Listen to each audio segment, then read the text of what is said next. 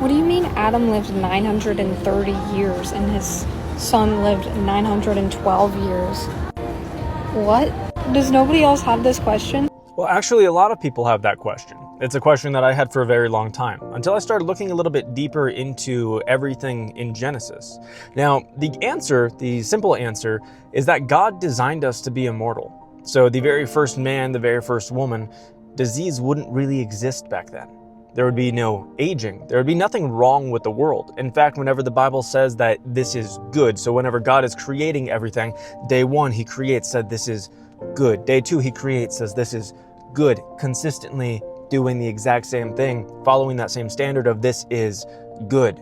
Good means perfect in biblical language. If there was disease, aging, any kind of problems like that, that would not be good. See, Eden was the merging of heaven and God's creation. So in the beginning, God created the heavens and the earth, and he merged them together where he dwelt among his people flawlessly, perfectly in that unity in Eden. But once Adam sinned, that's when death entered the world. That's when plants started to die, animals started to die. We see the very first animal death was actually one that God sacrificed to clothe Adam and Eve. But Adam and Eve, they were eating of a tree of life, and they were told not to eat of this tree which will bring death. But that's exactly what they did, is they brought death into the world, and therefore their process of dying would take a lot longer than normal people. So there are those who try to claim that Genesis is metaphorical, they try to claim things about that, but the reality is Genesis is a very literal book. God literally created the earth in 6 literal days. Satan literally appeared as a serpent to literally deceive Eve.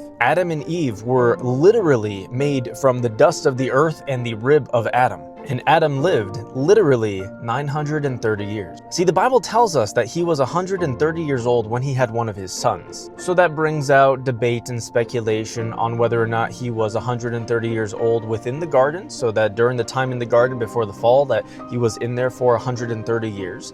Or he started aging at the time of the fall, because why would you be aging or counting age whenever there is no such thing as death? But potentially at the point of the fall is when they started counting. So 130 years after the fall is whenever he had that son. But now that son was Seth, which means that we see Cain and Abel being born. Then when he's 130 is when they have Seth.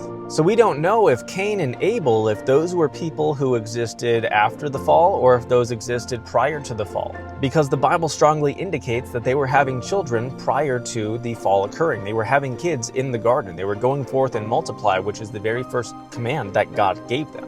So when the Bible tells you that these people were so ridiculously old, that's 100% literal. These people were actually that old because they lived in a very different world that did not have disease, famine, all these different issues that lead to shortened lives. And then after the flood, God marked it and he said that man's time shall now be 120 years. It's very interesting. But that's why God creates a new heaven and a new earth after this one passes away, is that God is going to re-merge them together, and that is where Christians get to spend eternity with God, is on the new earth. That is what people think of as heaven. It's absolutely wonderful. I hope this helped. God bless.